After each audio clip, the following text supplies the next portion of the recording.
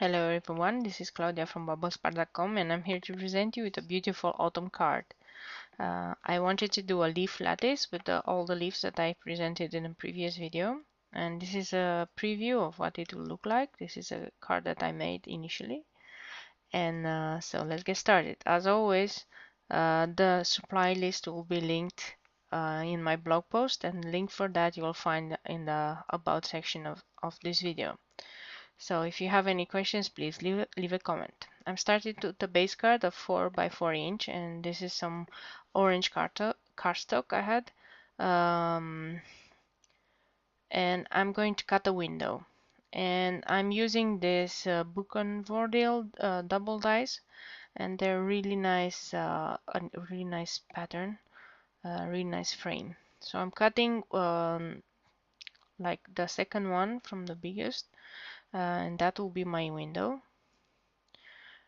And then I'm using some papers from the Once Upon a Time collection pack, and I'm trying to make from this pattern that has writing on it. I'm gonna make a frame, and the way to do a frame is you line up two of the same pattern dies, and then that will cut a nice like frame around it. Now I wanted some flowers for this because I'm gonna use leaves, but I also need some flowers, and I'm using this Marian design dies with my Cuttlebug, and I'm gonna cut some really fancy leaf here and some flowers. And I cut through 2 layers of cardstock because I didn't want to go through the Cuttlebug twice. I'm gonna use the remaining part of that nice pattern with the writing, so I'm gonna put it aside. In the meantime, um, I'm preparing the flowers and I'm taking them out of this die. Because that little part is quite intricate, it's very hard to take out of the die. It does have a space there where you can press down, but I didn't want to rupture it, so I'm using a smaller part of a craft pick to pull it out. So now I have some inside flower, outside flower, and some leaves from this like really autumn colors like purple and really light blue. Now that I have all the parts cut out, I'm going to prepare the leaf lattice. I have all the leaves in this little deep plate, and I'm selecting only the very small ones. A link to the video in which I show how I made these leaves, how I colored them with these text links will be probably up. So please go there and see how I made this. I am fishing out all the little small ones to make sure I have enough to fill in the empty space there and to make a lattice. And the way this is going to go is I'm gonna glue them together in some small points, and I'm really going to try to um, leave some empty space in between. This will make my leaf lattice, and this looks like the leaves that are going to fly from a tree, so it will look really nice. And I'm gluing them with some liquid glue, some Tombow Mono multi glue. And the reason I'm using this type of glue is because it will dry clear in the end, and it doesn't dry out immediately. Thus, it leaves me with some time to move the leaves around until I have them in the position that I want.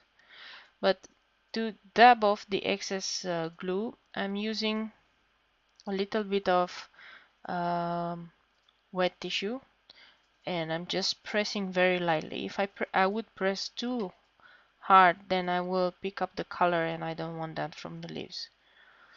So I'm doing first a diagonal line with the leaves because that gives me a baseline, and then from there I'm gonna work my way in a diagonal to the left corner and to the right corner, and that is the easiest way to do.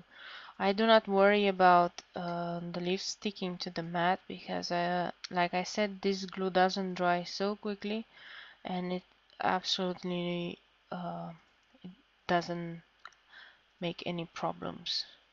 So I'm gonna finish this right hand corner first, and I'm gonna add all the leaves, and then I'm gonna decide on the other corner. I'm trying to alternate the leaves, so no, I'm trying not to put the same type of leaf next to each other so that it gives it more interest. And I can also, because I made the leaves on both sides, on the other side of the card, it will still look really nice because they will have color on both sides. So there's no problem on that one. As you can see, I can perfectly lift everything off, and yeah, it won't stick to my mat. I need some extra leaves there. You could try that with some bigger leaves, of course. These are about 3 centimeter each of them, but I thought that the smaller ones really gives it a nice touch.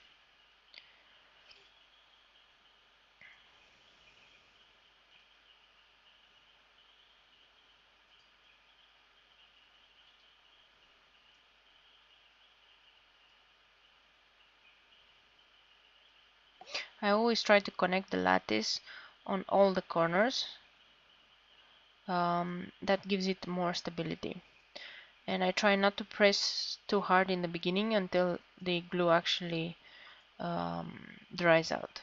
So I wanted to put actually also a tree there, because actually all these leaves come from a tree, and the tree comes from a nice collection that we have now on bobosbar.com, a Halloween collection, and I just cut it with my silhouette.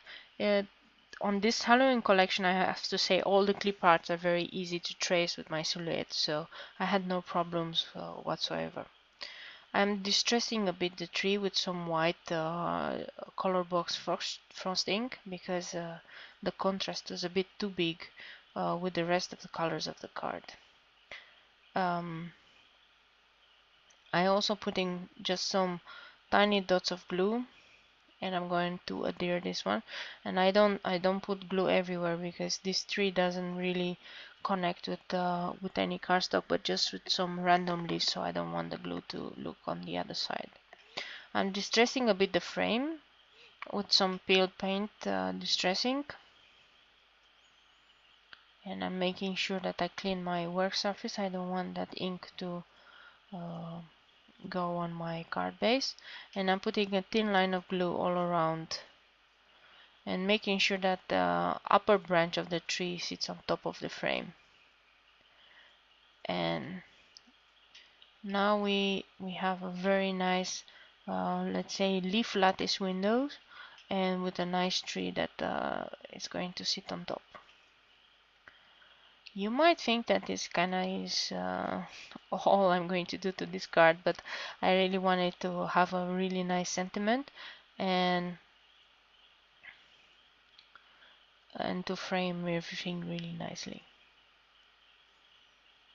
So I'm gonna make some banners and a sentiment, and the sentiment I need to emboss it with embossing powder. So I'm using my EK Success powder tool, and I'm gonna stamp in Versamark. Versamark is a very sticky ink, and helps the embossing powder to stick to exactly where you stamp it. And I'm gonna stamp sentiment from Simon Says Stamp thank you sentiment set, and it says grateful on this day. And then I'm gonna stamp the rest of the sentiment with just some black ink. I'm using my heat embossing tool to heat up the embossing powder and to melt it so that the sentiment really stands out. I'm cutting a thin strip, and I'm just gonna use the other part of the sentiment that says forever, and I'm gonna stamp it on a piece of white cardstock but with black ink. And I think I had only Stason next to me. I don't remember what I did with my other black ink now. And this ink will make it really stand out, this forever. Making sure that when you use Stason ink, you always clean up your stamp right away. otherwise it will really kind of permanently stain it. I'm cutting really close to the edge with my scissors, and this actually has a banner shape. Now I cut some more strips of some pattern paper that has really nice writing on it, and I'm planning to do some mismatched banners there, all kind of colors. So I'm measuring kind of how much I need, and I'm just making some banner edges on each of them. And the way I do banner edges is I make first a cut in the middle, and then I come in diagonal to meet that cut from both of the sides. Now I'm using some adhesive to glue down the banners because they're gonna go as one. And the smaller strips is easier to just use some liquid glue and to adhere them. The roller is kind of too big for those small pieces. And if you notice that you put too much glue on some parts, you can just run it over with your finger and smooth it out. Now I'm gonna add the sentiment kind of in that position, and I had this empty space on top of the sentiment that I think I'm gonna cover up with a nice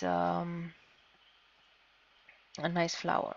I'm popping out the sentiment on with some foam squares to really stand out. And the way I adhere the two pieces of the flower together is with using liquid glue.